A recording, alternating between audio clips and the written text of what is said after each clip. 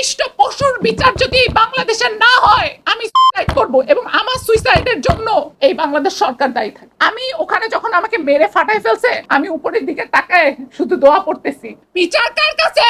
স্বরাষ্ট্র মন্ত্রণালয় কেন এখনো কথা বলতেছে না? আমি গতকালকে থানায় যাওয়ার পরে তারা আমাকে বললেন যে এই কেসটা এখানে না করে এটা আপনারা কোর্টে করেন। আমি বললাম যে উনি তো 300 ফিটের, ওনার তো খিলক্ষেত টানা পড়ে, আমি কোর্টে কেন যাব? আমি এখানে মামলা করব। প্রথম দিকে তারা আমার মামলা নিতে চায় নাই। আমি তখন তাকে বলছি যে আপনি যদি আমার মামলা না নেন আমি এখান থেকে সরাসরি প্রাইম মিনিস্টারের কাছে চলে যাব, প্রাইম মিনিস্টারের বাসার সামনে যেয়ে শুয়ে থাকবো। আমার মামলা কি নেওয়া হবে নাকি নেওয়া হবে না? তারপরে অনেক জোরাজোরির পরে তারা আমার মামলা নিছে, কিন্তু এখন পর্যন্ত সেই আসামিকে তারা ধরে নাই এবং তারা কিচ্ছু করে নাই। আমার কথা হইল সব বাদ, সব বাদ। আমি নায়িকা, আমি মডেল, জেবা টাকিয়া, সব বাদ। I am a girl. আমি এই বাংলাদেশে কর দেই, পানি খাওয়ার জন্য কর দেই। 5+ স্টার রেটিং প্রাপ্ত দেশের সর্বোচ্চ বিদ্যুৎ সাশ্রয়ী ওয়ালটন এসি। স্মার্ট কমফোর্ট এখন নেক্সট লেভেলে। ছোট ছোট বাচ্চাদের রেপ হচ্ছে। আমি এই দেশকে সার্ভ করি, আমি আপনাদেরকে এন্টারটেইন করি। আমাদেরকে ছাড়া আপনারা সিনেমা দেখতে পারতেন না। এই মেয়ে দুইটা যেখানে আসছে আপনাদের বিশ্বাসই আসছে। এতগুলো ছেলে জার্নালিস্টের মধ্যে এই দুইটা মেয়ে আসছে। আজকে যদি ওই মেয়েটার হাত বাঁধে, পা বাঁধে, লাথির উপরে লাথি মারে, এই মেয়েটা কোথায় যাবে? বিচার কার কাছে?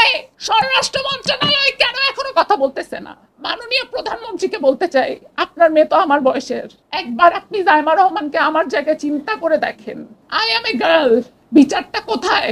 ঢাকা ইউনিভার্সিটিতে একটা জেন্ডার সাবজেক্ট ছিল, সেই জেন্ডার সাবজেক্টটাকে বন্ধ করে দেওয়া হয়েছে। কেন বন্ধ করে দেওয়া হয়েছে? যাতে ছেলে মেয়েদের পড়াশোনাটা না হয় ওখানে, যাতে ছেলেদের যা ইচ্ছা তাই করতে পারে। এই হুজুর এরা আমাকে বলে কি ও নাকি বছরে 5 বার, আমাকে বলছে বছরে 5 বার হজ করছে। আমি ওখানে যখন আমাকে মেরে ফাটাই ফেলছে আমি উপরের দিকে তাকায় শুধু দোয়া পড়তেছি, আমি দোয়া পড়তেছি হাসবুনাল্লাহ ওয়া নি'মাল ওয়াকিল। সে আমাকে বলে কি না, কি তোর এই দোয়া আল্লাহ শুনবে না, আমি বছরে 5 বার হজ করি। এত নিকৃষ্ট পশুর বিচার যদি বাংলাদেশের না হয় আমি সুইসাইড করব এবং আমার সুইসাইডের জন্য এই বাংলাদেশ সরকার দায়ী থাকে। আপনারা বুঝতেছেন?